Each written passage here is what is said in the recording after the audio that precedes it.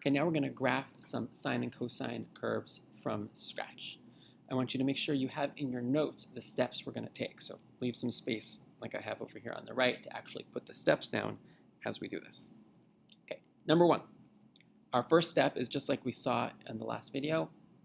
It's really a group of 3 steps together. It's midline, amplitude, and range. I want you to think of those 3 steps sort of as a group together. Midline, amplitude, and range. When we find the range, we're going to use that to label our y-axis. So we'll do that example for number 1. Midline, amplitude, range. The midline is that k is y equals -1. And instead of just writing k equals -1, I'm going to write that the midline is y equals -1. Kind of like when we learned about parabolas and the axis of symmetry. I said you should always have the axis of symmetry be x equals a number. The amplitude is 2. Do remember that the amplitude is the absolute value of the a. So if that a had been negative, we would still say the amplitude is +2. And because the midline is -1 and the amplitude is 2, actually we saw this exact example on the last video, that means the range goes everywhere from as low as -3, -1 minus 2, and as high as +1, -1 plus 2. So if I'm going from -3 to 1, it makes sense to count by ones. So I will label my x-axis.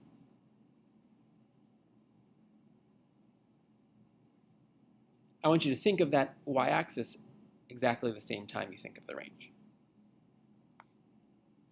And when I do this, I still like to make these really light dotted lines here at the maximum, the midline, and the minimum, so that I can see where my function will reach on all ends. Okay, that's step 1, 2, 3. It's really one big step 1, but I like to break it down into steps 1, 2, 3. The next piece we're going to think about is the period, so we can deal with the x-axis.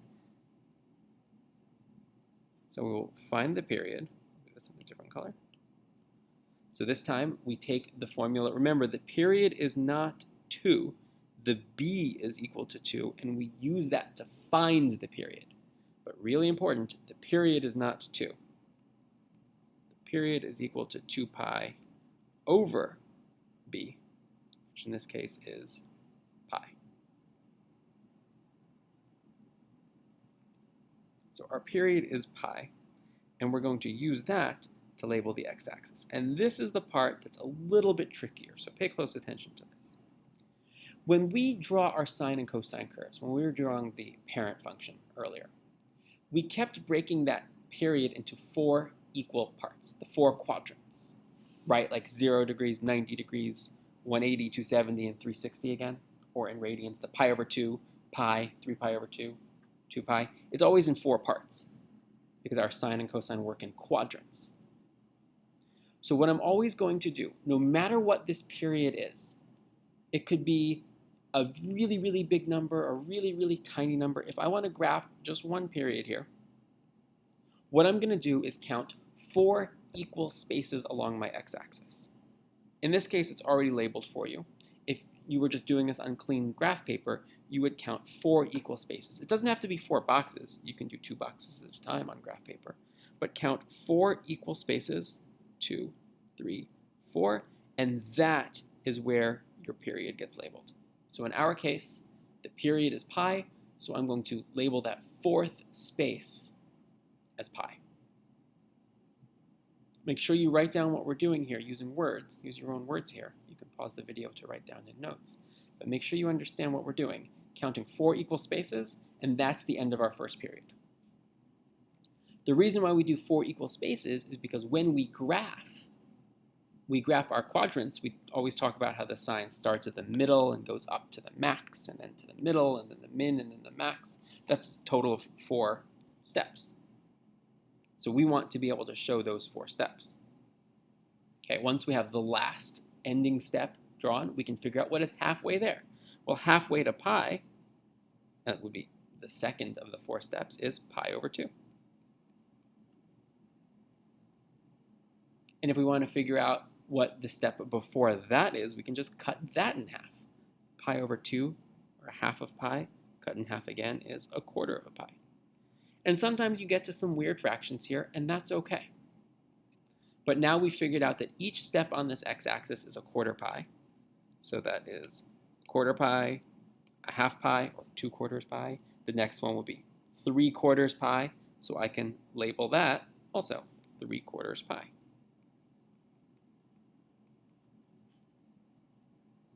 And that's how we label the x-axis. Really important that you write down the steps that we just took. Count 4 equal spaces and then mark the end of the period. Cut that in half to mark the midway point. Cut that in half again to mark the quarter point.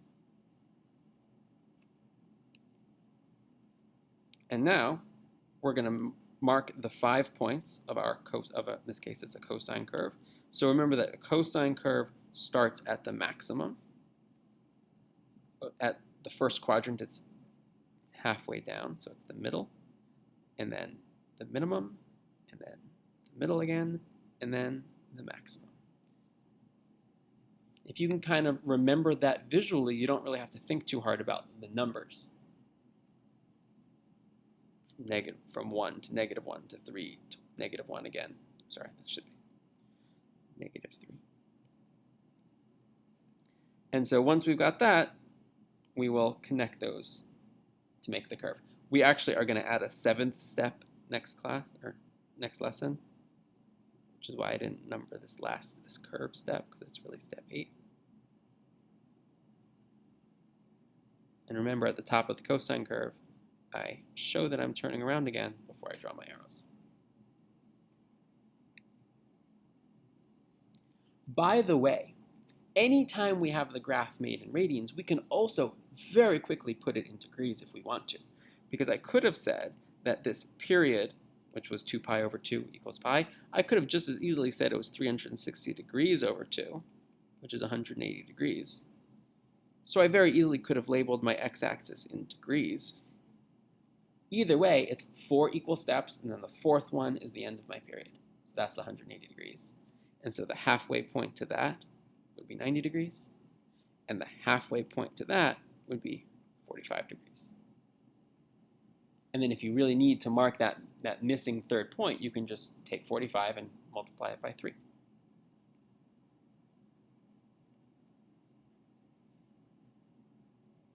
You don't have to label it both ways. Usually you should just do it in radians. But I just wanted to show you can make that conversion quickly if you need to. Okay, we'll do one more together, and then the other 2 I'll let you do on your own. So we'll follow the process again. Midline, amplitude, range. Those 3 points, those 3 steps go together. So the midline, if there's no plus k, that means the midline is 0, right on the y-axis, x-axis. And if the amplitude is 1/3, that means the range is everything from the midline minus the amplitude up to the midline plus the amplitude. And you can use whatever scale you want here. I'll show that this is, I certainly could use more space if I wanted to. I could count by more boxes. But I want you to kind of see that when the amplitude is small, it's going to look a little bit flatter. And then our next step is to move on to the period and the x-axis. Those 2 things go together. I'll do them in green. So this time you got to be careful about this one. Notice the theta over 4 is a little misleading. That doesn't mean b is 4. That means b is 1/4. So my period is not 1/4.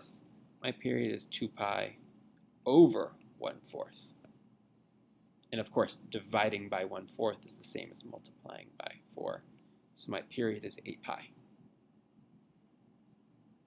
And then we'll follow the same steps that hopefully you wrote down in our last example. Count 4 evenly spaced marks, and that is the end of your period.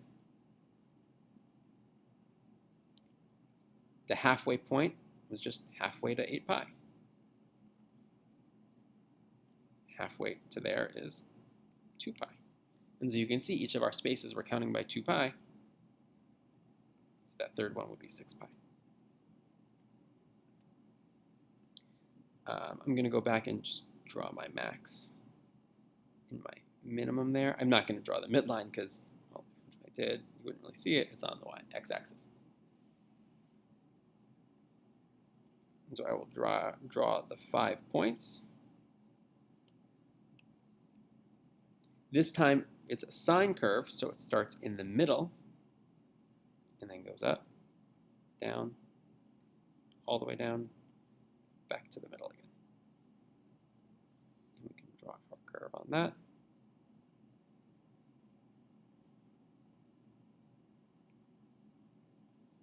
Notice that the curve is ever changing. I'm not drawing straight lines. I'm not going like this. It wasn't really visible. I'm not drawing straight lines here.